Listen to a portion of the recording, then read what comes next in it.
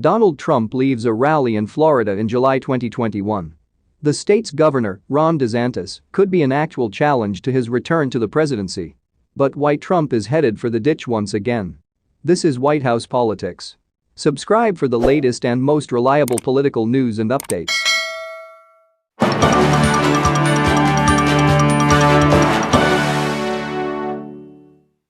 The political gravediggers have prepared Donald Trump's final resting point, so many times you need to take your shoes and socks off to count them.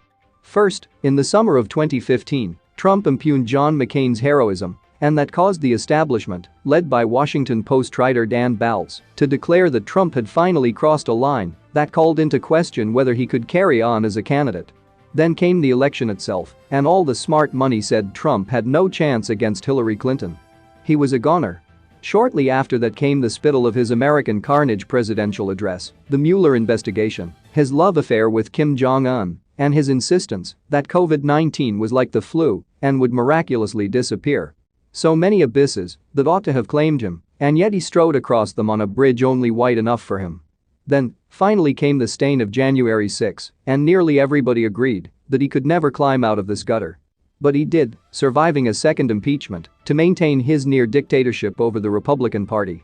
But over the past week, a series of things have transpired that make Trump's indestructibility seem less axiomatic, his dominance over the GOP, and his renomination for president less of a sure thing. The difference this time is that Trump's error is not something he has done and can talk his way out of, but something that is being done to him. Trump has allowed a serious challenger and former disciple inside the party to gain unchecked influence.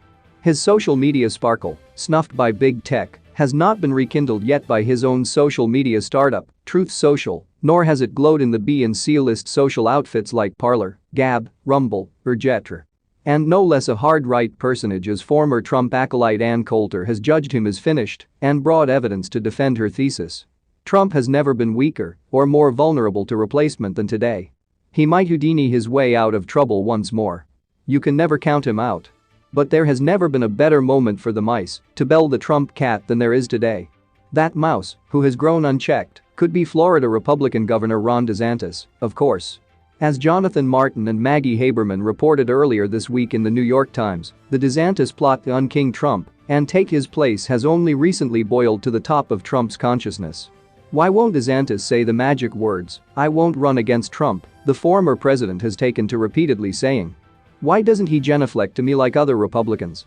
Trump's justified paranoia about a popular Republican who appeals to his base and might supersede him could evolve into a production of Julius Caesar as updated to modern times by Joel Cohen.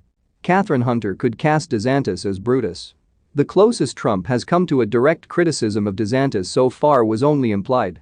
In a recent speech, Trump called politicians who won't reveal their vaccine booster status, as Trump has, he's boosted, as gutless. The DeSantis takeover move is made possible by Trump's flagging support among Republicans. As Trump has moved out of the public eye and the social media orbit, he has become less vital to party members. Today, reporter Byron York of the conservative Washington Examiner noted that a new poll shows that fewer Republicans are describing themselves more as Trump supporters, 36%, than as party supporters, 56%.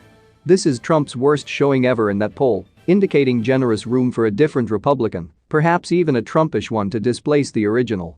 Not everybody sees an opportunity for DeSantis.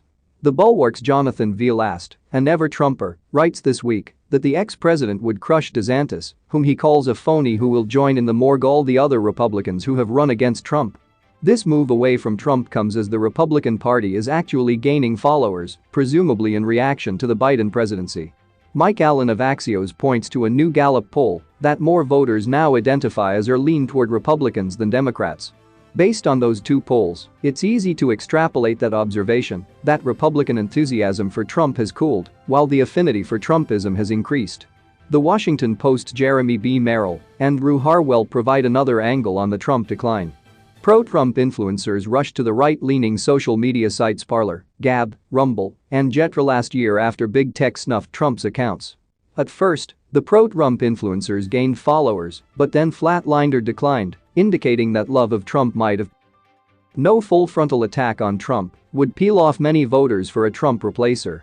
He's still revered in many parts of the country, where his red baseball cap His flag and "Let's Go Brandon" bumper stickers rule. But supreme political advantage would fall to Desantis or some other well-armed Republican if they treaded softly into Trump territory and, speaking softly, thanked him for his service while explaining that the time has come to look ahead, not back. Trump without Trump. His policies without the ugly baggage that comes with him. If Desantis executes a gentlemanly turn on his former inspiration, the Trump legacy could be his. That's all for now. Stay tuned and subscribe to White House Politics for more political news and updates.